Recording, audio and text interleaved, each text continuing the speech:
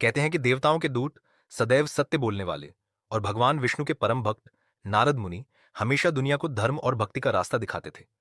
लेकिन एक समय ऐसा आया जब खुद नारद अहंकार के जाल में फंस गए। एक बार नारद मुनि पृथ्वीलोक की यात्रा पर गए।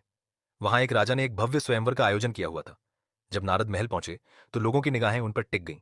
उनकी दिव्यता, उनका तेज, उनका ज्ञान, हर कोई प्रभावित था।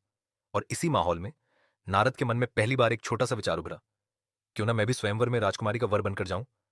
यह विचार जैसे ही उठा, उसी के साथ एक हल्की सी अहंकार की चिंगारी भी जन्म ले चुकी थी।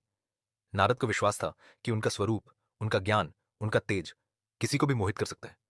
नारद सीधे वैकुंठ गए और भगवान विष्णु से बोले, प्रभु, मुझे ऐसा स्वरूप दीजिए कि राजकुमारी मुझे ही चुन ले, वह मुझे देखकर मुग्ध हो जाए। विष्णु मुस्कुराए। उनकी मुस्कान में कृपा भी थी और एक हल्की सी चेतावनी भी। लेकिन नारद उस मुस्कान का अर्थ न समझ सके।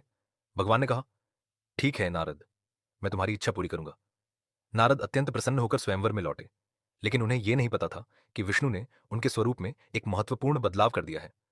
उन्होंने नारद को वानर जैसा मुख दे दिया था, जो केवल मनुष्यों को दिखता था, खुद नारद को नहीं। नारद को लगता रहा कि वे दिव्य तेज से चमक रहे हैं, जबकि उन पर नजर पड़ते ही लोग दबी हंसी हंस देते थे।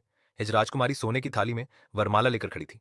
संगीत बज रहा था। राजा, पंडित, देवता सभी उपस्थित थे। नारद आत्मविश्वास से आगे बढ़े। उन्हें यकीन था कि वे ही चुने जाएंगे।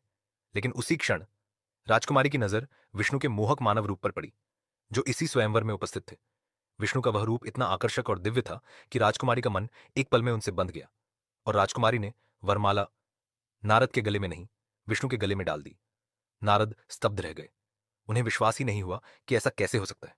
जब लोग उनके पीछे हंसते गए, जब राजकुमारी विष्णु को चुन चुकी थी, तब नारद क्रोध से भरे विष्णु के पास पहुंचे। प्रभु, आपने मेरे साथ यह छल क्यों किया? मैं आपका भक्त हूं और आपने मुझे अपमानित कर दिया।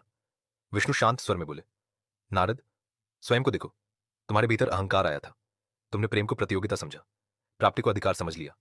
इसीलिए तुम्हें यह अनुभव करना आवश्यक था। उसी क्षण नारद को दिव्य दृष्टि मिली और उन्होंने अपने वानर जैसे रूप को देखा। अहंकार पल भर में चूर चूर क्रोध और पीड़ा के मिश्रण में नारद ने कहा, विष्णु, आपने मुझे मोहित किया, छल किया, इसलिए मैं आपको श्राप देता हूं। आप भी एक दिन मनुष्य रूप में जन्म लेंगे और पत्नी के वियोग का गहरा दुख सहेंगे। विष्णु मुस्कुराए, जैसे उन्हें पहले से सब पता हो। तथास्तु नारद। उनकी आवाज में न कोई शिकायत थी, न कोई दुख, बस स्वीयट्टी हजारों वर्ष बाद यही श्राप सच हुआ, जब भगवान विष्णु श्री राम के रूप में अवतरित हुए और उन्हें सीता माता के वियोग का वह दर्द सहना पड़ा, जो इस श्राप का परिणाम था। अगर यह कहानी आपको अच्छी लगी हो तो इस वीडियो को लाइक, शेयर और चैनल को सब्सक्राइब जरूर करना। आपका एक क्लिक हमें और भी ऐसी प्रेरणादायक कहानियां लाने की ताकत देता है।